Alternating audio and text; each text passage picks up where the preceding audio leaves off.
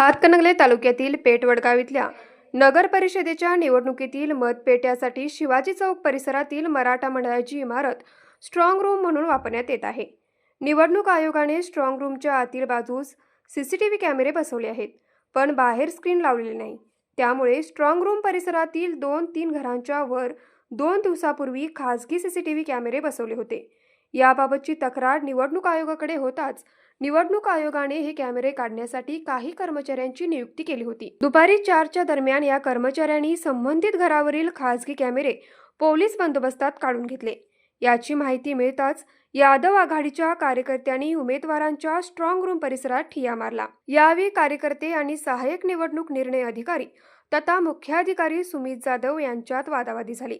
यावेळी कार्यकर्त्यांनी खासगी घरावरील कॅमेरे काढणे म्हणजे हे आमच्या अधिकारावर गदा आणण्याचा प्रकार असून ही कारवाई चुकीची आणि संशयास्पद आहे.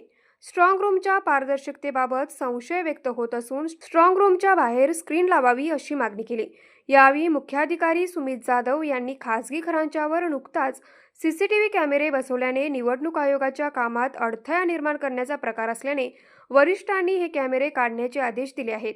उमेदवार अथवा उमेदवार प्रतिनिधींनी स्ट्रॉंग रूममध्ये पाहणी करण्याचा 24 तास अधिकार आहे, त्यास आम्ही हरकत घेत नाही असे सांगितल्याने वातावरण निवळलं.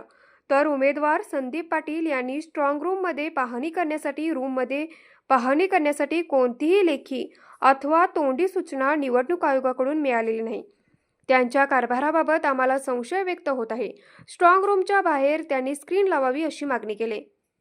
न्यूज मराठी 24 साठी किशोर जासूत, वडगाव.